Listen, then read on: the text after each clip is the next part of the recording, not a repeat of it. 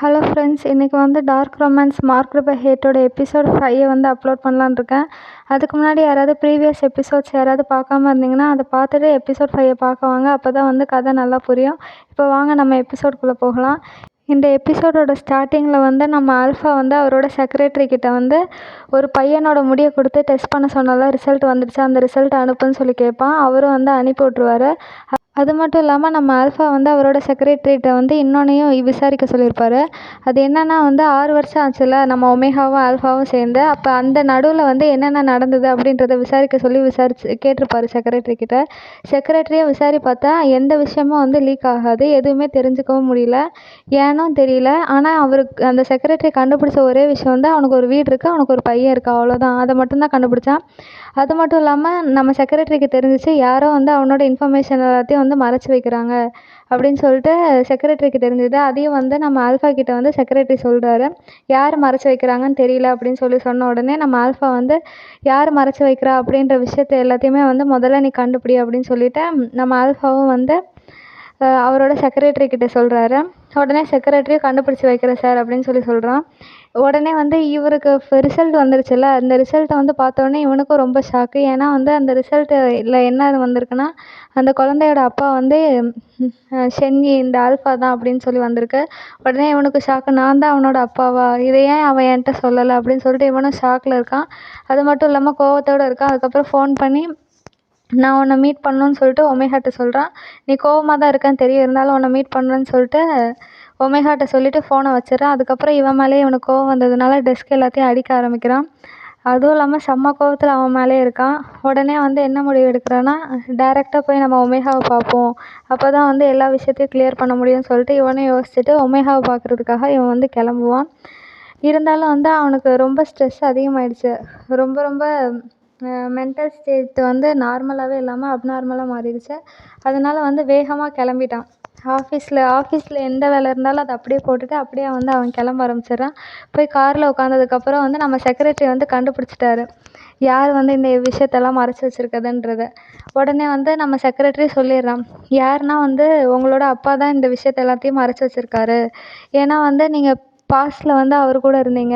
ஒரு ஆல்ஃபா வந்து ஒமேகா கூட இருக்கக்கூடாது, ஆல்ஃபா வந்து இன்னொரு ஆல்ஃபாவை தான் மேரேஜ் பண்ணிட்டு நிறைய குழந்தைங்களும் ஆல்ஃபாவிலே பெற்றுக்கணும் அப்படின்னு சொல்லிட்டு, அதனால தான் வந்து உங்கள் அப்பா வந்து அந்த இன்ஃபர்மேஷன் அந்த ஒமேகாவை பற்றின எல்லா இன்ஃபர்மேஷனையும் உங்கள்கிட்ட இருந்து ஹைட் பண்ணி வச்சுருக்காரு அப்படின்னு சொல்லிட்டு நம்ம செக்ரட்டரி சொன்ன உடனே இன்னும் வந்து ஆல்ஃபாவுக்கு செம்ம கோவமாயிடுச்சு.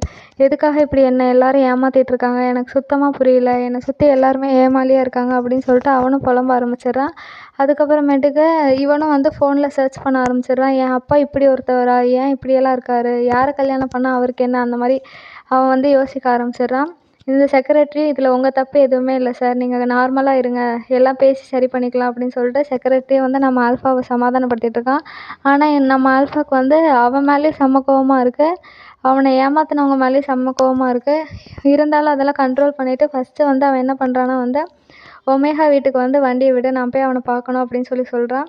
உடனே வந்து அந்த செக்ரட்டரியும் ஓகே அப்படின்னு சொல்லிட்டு, இருங்க சார் கொஞ்சம் பொறுமையாக இருங்க, உங்கள் மேலே நீங்கள் எந்த பழியும் போட்டுக்காதீங்க, நான் உங்களை வந்து கரெக்டாக அவரோட வீட்டுக்கு முன்னாடி வந்து விட்டுடுறேன் அப்படின்னு சொன்னதும் செக்ரட்டரியும் வந்து அவனை அந்த வீட்டுக்குள்ளே முன்னாடி வந்து நிறுத்திடுவான். உடனே வந்து ஆல்ஃபா டக்குன்னு அந்த கார்லேருந்து வெளியில் வந்து அவனோட வீட்டுக்கு போய் காலிங் பெல் அடித்து பேச ஆரம்பிப்பான். அதுக்கு முன்னாடி வந்து என்ன பேசலாம், எப்படி அவனை சமாதானப்படுத்தலாம் வந்து கொஞ்சம் நேரம் யோசிச்சுட்ருப்பான். அதுக்கப்புறமேட்டுக்கு டேரெக்டாக போய் கதவை திறக்க ஆரம்பிச்சிடுவான். தட்ட ஆரம்பிச்சிடுவான். தட்டினதுக்கப்புறம் வந்து உள்ளேருந்து ஒமேகா வருவான். ஒமேகா வந்தவுடனே நம்ம ஆல்ஃபா என்ன சொல்லுவான், நான் தான் வந்திருக்கேன் அப்படின்னு சொல்லிட்டு உள்ளே போனவுடனே வந்து நம்ம ஒமேகா வந்து நம்ம ஆல்ஃபா கட்டி பிடிச்சிடுவான். நம்ம ஒமேகா என்ன பண்ணிடுவான்னா தள்ளி விட்டுருவான். தள்ளி விட்டதுக்கப்புறம் நம்ம ஆல்ஃபா என்ன சொல்லுவார்னா, என்ன நடந்ததுன்ற எல்லா விஷயமும் தெரியும், அந்த குழந்தையோட அப்பா யாருன்ற விஷயமும் எனக்கு தெரியும் அப்படின்னு சொல்ல ஆரம்பிக்கிறான்.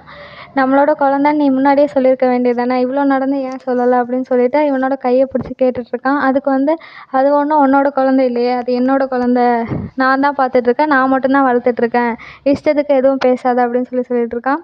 அதுக்கப்புறம் ஒமேகா வந்து எதாக இருந்தாலும் உள்ளே வந்து பேசு அப்படின்னு சொல்லிட்டு உள்ளே கூட்டிகிட்டு போய் உட்கார வச்சுட்டு, நீ சொல்லு நான் கேட்குறேன் அப்படின்னு சொல்லிட்டு ஒமேகா வந்து சொல்கிறான். உடனே வந்து ஆல்ஃபாவும் சொல்ல ஆரம்பிச்சிடுறான். இவ்வளோ நடந்ததுக்கு இந்த பாஸ்ட்டில் நடந்த அந்த 6 விஷயத்தில் என்ன நடந்ததுன்றது எனக்கு சத்தியமாக தெரியல, இது எல்லாத்துக்கும் வந்து காரணம் யாருன்னு எனக்கு தெரிஞ்சிச்சு, என்னோடய அப்பா தான் ஆனால் அவர் என்னையும் தான் ஏமாற்றிட்டாரு, எல்லாத்துக்கும் காரணம் நான் மட்டும் கிடையாது அப்படின்னு சொல்ல ஆரம்பிக்கிறான். உடனே வந்து நம்ம ஒமேகா வந்து சிரிச்சுட்டு, அது எனக்கு தெரியும், இருந்தாலும் வந்து வேண்டாம், நீனும் வந்து அதில் ஒரு பார்ட்டு தான், அதனால் எனக்கு வேண்டாம், நான் என்னோடய பையனை எனக்கு எப்படி பார்த்துக்க தெரியும், பார்த்துக்கணுன்னு எனக்கு தெரியும், நீ விட்டுட்டு போயிரு அப்படின்னு சொல்ல ஆரம்பிக்கிறான். உடனே நம்ம ஆல்ஃபாவுக்கு வந்து திருப்பியும் வந்து இல்லை நான் பார்த்துக்கிறேன், என்னோடய பையனை நானும் பார்த்துக்கிறேன் அப்படின்னு சொல்கிறான். உடனே ஒமேகா வந்து இத்தனை வருஷத்தில் என்ன நடந்துச்சு தெரியுமா, என்னோடய ஸ்கூல்லேருந்து என்னை எக்ஸ்பெல் பண்ணிட்டாங்க, அது மட்டும் இல்லாமல் வந்து என்னை வீட்டை விட்டையும் வெளியில் அனுப்பிட்டாங்க அப்படின்னு சொல்லிகிட்ருக்கான்.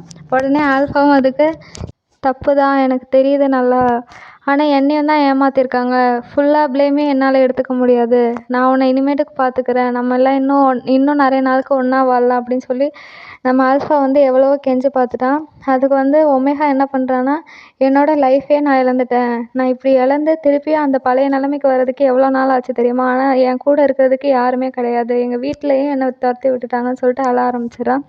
இதெல்லாம் கேட்டவுடனே நம்ம ஆல்ஃபாவுக்கும் வந்து கொஞ்சம் வருத்தம் அதிகமானதுனால அவனை போய் கட்டி பிடிச்சிட்டு, இதுக்கப்புறம் நம்ம நல்லா வாழலாம், ஏன் இப்படி வாழ்கிற அப்படின்னு சொல்லிட்டு கேட்டுட்ருக்கான். இல்லை வேண்டாம், உனக்கு வந்து என் பையனை பார்த்துக்கணுன்னா நீ வந்து பார்த்துக்கோ, ஆனால் வந்து அவனை என்கிட்டேருந்து பிரிக்க ஆரம்பிச்சேன்னா நான் சத்தியமாக உன்னையும் கொன்றுவேன் அப்படின்னு சொல்கிறான்.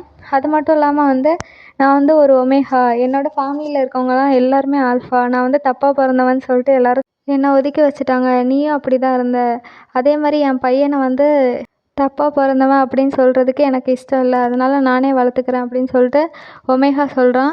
அது மட்டும் இல்லாமல் என்ன சொல்கிறான்னா, இன்னும் என் பையனுக்கு வந்து செகண்ட் ஜீன் வந்து டெஸ்ட்டே எடுக்கலை, இருந்தாலும் அவன் ஆல்ஃபா ஒமேகா எதாக இருந்தாலும் என்னால் அக்செப்ட் பண்ண முடியும், ஆனால் வந்து இந்த உலகம் வந்து அக்செப்ட் பண்ண முடியாது, அதே மாதிரி உன்னோட ஃபேமிலியும் அக்செப்ட் பண்ண மாட்டாங்க, அதனால் வந்து நீ விட்டுட்டு போயிரு, அவனை தப்பான பையன் சொல்கிறதுக்கு வந்து எனக்கு விருப்பம் இல்லை, அதனால் நானே வந்து வளர்த்ததாக இருக்கட்டும், நான் வந்து ஒரு ஒமேகா, அவன் எப்படியா இருந்தாலும் நான் வந்து அக்செப்ட் பண்ணிக்கிறேன் அப்படின்னு சொல்லிட்டு சொல்கிறான். அதுக்கு வந்து ஆல்ஃபா, அப்படிலாம் கிடையாது, நீ ஏன் இப்படி தப்பாக யோசிக்கிற, நான் வந்து பார்த்துக்கிறேன், என்னால் பழசை வந்து மாற்ற முடியாது, ஆனால் ஃப்யூச்சரை வந்து என்னால் மாற்ற முடியும், இதுக்கு யார் காரணமோ அவங்க எல்லாரையுமே நான் வந்து சும்மா விட மாட்டேன், எனக்கு கண்டிப்பாக தெரியும் இதுக்கு எல்லாத்துக்கும் காரணம் யான் தானே, நான் கண்டிப்பாக விடவே மாட்டேன் அவனை அப்படின்னு சொல்லிட்டு நம்ம ஆல்ஃபா சொல்லிகிட்ருக்கான்.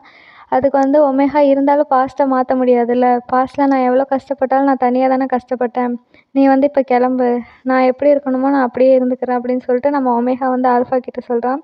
உடனே ஆல்ஃபா வந்து நான் உனக்கு ப்ரூவ் பண்ணுறேன், நான் ஃப்யூச்சரை வந்து மாற்றி காமிக்கிறேன் அப்படின்னு சொல்லிட்டு நம்ம ஒமேகாவை வந்து டச் பண்ண ஆரம்பிக்கிறான். ஆனால் ஃபுல்லாக டச் பண்ணல, நான் ப்ரூவ் பண்ணிட்டு வந்து டச் பண்ணுறேன்னு சொல்லிட்டு அவன் வந்து அந்த இடத்த விட்டு கிளம்பிடுறான். கிளம்பி போனதுக்கப்புறம் வந்து நம்ம ஆல்ஃபா போகிறத பார்த்துட்டு ஒமேகா வந்து கூப்பிட்டு, நான் இன்னொரு விஷயம் உன்கிட்ட சொல்லணும் அப்படின்னு சொல்கிறான். உடனே வந்து ஆல்ஃபா திரும்பி பார்த்து அது என்னதுன்னு கேட்டு ரொம்ப ஷாக் ஆயிடுவான். ஷாக் ஆகிட்டு என்ன விஷயம்னு சொல்ல மாட்டாங்க. அதுக்கப்புறம் வந்து நம்ம ஆல்ஃபா வந்து அந்த விஷயத்தெல்லாம் கேட்டுட்டு வந்து வீட்டில் போய் செம்மையாக அழுவான்.